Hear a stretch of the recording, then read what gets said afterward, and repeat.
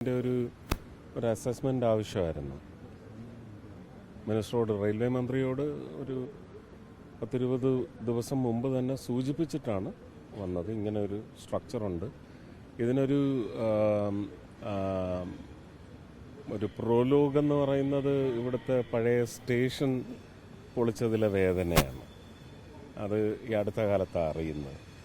നമ്മൾ ഈ റോഡ് വഴി യാത്ര ചെയ്യുമ്പോഴൊന്നും അത് കണ്ടിട്ടില്ല. പഴയ RMSഉം റെയിൽവേ മെയിൽ സർവീസ്, പഴയ റെയിൽവേ സ്റ്റേഷൻ നമുക്കിപ്പോൾ ഇനി കാണണമെങ്കിൽ അതിൻ്റെ മ്യൂസിയം ഉള്ളത് ഓടയിൽ നിന്ന് എന്ന് പറയുന്ന സിനിമയിലാണ്. അങ്ങനെ ചില സിനിമകളിലൊക്കെ കാണും പഴയ സ്റ്റേഷൻ.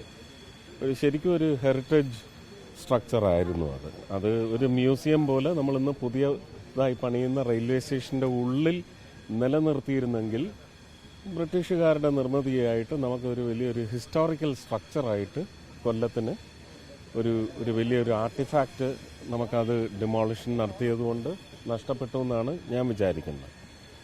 ഇതും അങ്ങനെ ഇടിച്ചു പൊളിക്കാതെ ചിലപ്പോൾ ഇടിഞ്ഞു വീഴേക്കാമായിരുന്ന ഒരു അവസ്ഥയിലേക്ക് പോകുന്നു എന്ന് പറയുന്ന ഒരു സന്ദേശം തോന്നി.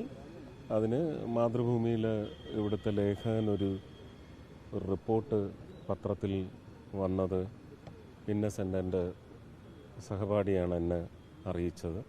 അതിൻ്റെ പശ്ചാത്തലത്തിലാണ് പ്രേമേന്ദ്രനെ വിളിച്ച് ഇവിടെ ഒരു വിസിറ്റ് ഉടനെ നടത്തണം, ഇതൊന്ന് അസസ് ചെയ്ത് ഇത് മറ്റേത് തരത്തിൽ, അതുകൊണ്ടാണ് ഞാൻ ഈ വഴിയെ തന്നെ വന്നത്, എങ്ങനെ നമുക്ക് കമ്മ്യൂണിറ്റി കൺവീനിയൻസിലേക്ക് ഈ ഒരു പ്രോപ്പർട്ടി റെയിൽവേയുടെ പ്രോപ്പർട്ടിയായി നിർത്തിക്കൊണ്ട് തന്നെ ടൂറിസത്തിനോ അല്ലെങ്കിൽ അങ്ങനെയുള്ള പബ്ലിക്കിന് ഒരു വലിയ ഉപയോഗപ്രദമാവുന്ന ഒരു പ്രോപ്പർട്ടിയായിട്ട് റെയിൽവേയുടെ സമ്മാനമായിട്ട് എങ്ങനെ വരാൻ സാധിക്കും എന്നുള്ളത് മിനിസ്റ്ററുമായിട്ട് ഇനി ഇരുന്ന് സംസാരിക്കും. ഇതിന് വേണ്ടുന്ന ഫിനാൻഷ്യൽ സപ്പോർട്ട് കൊടുത്ത്, ഇത് റെസ്റ്റോറേഷൻ വർക്ക് എന്ന് പറയുന്നത് വളരെ ഭാരിച്ച ചുമതലയായിട്ടാണ് ഞാൻ കാണുന്നത്. നമുക്കിപ്പോൾ കാണുന്ന കാഴ്ചയിൽ തന്നെ ഈ ചുടുകട്ടകൾക്കിടയിലുള്ള ഗ്യാപ്പുകളെന്ന് പറയുന്നത് ഉണ്ടാക്കുന്ന വാട്ടർ സീപ്പേജും അത് കാരണം മതിലിനുണ്ടാവുന്ന ബലക്ഷയം, ഇതൊക്കെ നമ്മൾ വിലയിരുത്തേണ്ടതുണ്ട്. ഇങ്ങനെയൊക്കെ ഒരെണ്ണം ഇനി ഉണ്ടാക്കിയെടുക്കുക എന്ന് പറഞ്ഞാൽ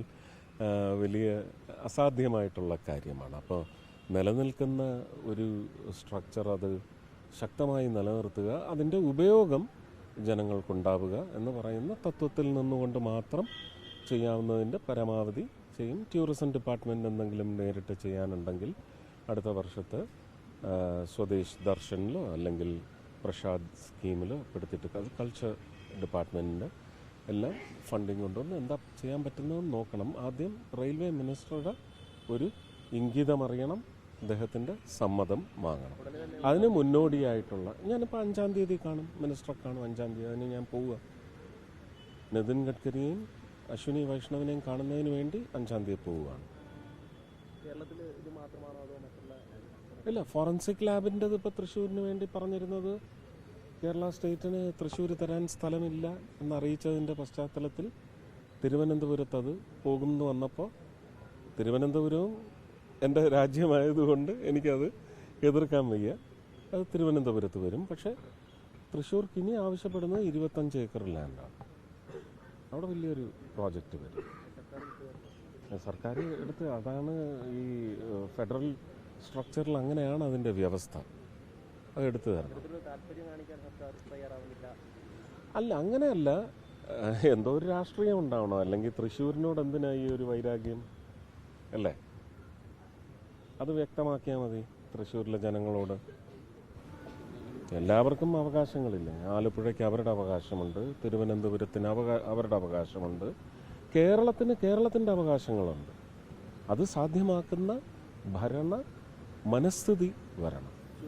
പ്രാദേശികത എന്ന് പറയുന്നത് നമ്മൾ ചിന്തിക്കേണ്ടതല്ല, പ്രവർത്തനത്തിൽ വരുന്നത് എല്ലാവർക്കും. സബ്കാ സാത്ത്, സബ്കാ പ്രയാസ്, സബ്കാ വിശ്വാസ് എന്ന് പറയുമ്പോൾ സബ്കായിൽ ഈ പ്രദേശങ്ങളെല്ലാം പെടണം. വികസനത്തിൻ്റെ കാര്യത്തിൽ കീഴ്പ്പെട്ട് കിടക്കുന്ന പ്രദേശങ്ങളെ ഉയർത്തിക്കൊണ്ടുവരേണ്ടതും വികസനത്തിൻ്റെ ഉദ്ദേശമാവണ്ടേ? അല്ല, അങ്ങനെ പറയാനൊക്കത്തില്ല. വേർതിരിവ് നമ്മൾ ഇല്ലാതാക്കും.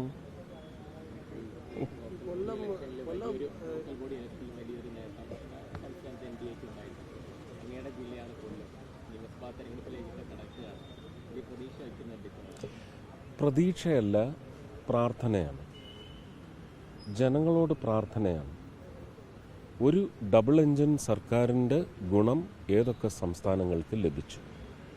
തമിഴ്നാടിനെ ഞാൻ അതിൽ നിന്ന് മാറ്റി നിർത്തും കേട്ടോ. അവർക്ക് അവിടെ ഡബിൾ എഞ്ചിൻ സർക്കാർ ഇല്ലാത്ത അവസ്ഥയിലും അവർ ഡബിൾ എഞ്ചിൻ സർക്കാരിനെ പോലെയാണ് പ്രവർത്തിക്കുന്നത്. തമിഴന്മാർക്ക് കിട്ടേണ്ടതെല്ലാം അവരേത് ശത്രു ഭരിച്ചാലും കേന്ദ്രത്തിൽ നിന്ന് കൊണ്ടുവന്ന് ജനങ്ങൾക്ക് സാധ്യമാക്കി കൊടുക്കുന്നുണ്ട്. പക്ഷെ അത് കേരളത്തിൽ നടപ്പിലാവണമെങ്കിൽ ഒരു BJP സർക്കാർ അല്ലെങ്കിൽ BJP ഭരണത്തിന് തുല്യമായ ഒരു ഭരണത്തിൻ്റെ രാഷ്ട്രീയ അവസ്ഥ കേരളത്തിലുണ്ടാവണം. തിലകമണിയും എന്നാ ഞാൻ പറഞ്ഞത്. തിലകം ചാർത്തും എന്ന് പറഞ്ഞില്ല, അത് നമ്മളല്ല. തിലകം അണിയിച്ചത് അവിടുത്തെ ജനങ്ങളാണ്. ആ മൈൻഡ് സെറ്റാണ് ഇനി നിയമസഭയിൽ അത്യാവശ്യം ഉണ്ടാവേണ്ടത്. ഞാൻ വിഷയങ്ങളെക്കുറിച്ചൊന്നും പറയുന്നില്ല. പാലക്കാട്ടെ വിഷയമായാലും പത്തനംതിട്ടയിലെ വിഷയമായാലും വിഷയം ഞാൻ പറയുന്നില്ല. ഇതൊന്നും ഒരു കാരണമാക്കരുത്, പക്ഷേ ഇതൊരു പാഠമാക്കണം. കേരളത്തിൽ അത് ഞാൻ പറയില്ല എന്നാണ് ഞാൻ പറഞ്ഞത്. അത് പറയേണ്ട ആൾക്കാരുണ്ട്, അവർ പറഞ്ഞിട്ടുണ്ട്. അത് ഫലവത്തായി നമുക്ക് ഫലത്തിൽ വന്നു. പക്ഷേ ഫലവത്തായി അത് ഫലത്തിൽ വന്നെങ്കിൽ അതിൻ്റെ ലഭ്യതകളുണ്ട്. നമുക്ക് എന്താണോ ജനങ്ങൾ വെറുത്തത് അതിനൊരു മറുരചന നമ്മൾ എന്താണ് നടത്തുന്നത്, അതാണ് പ്രധാനം.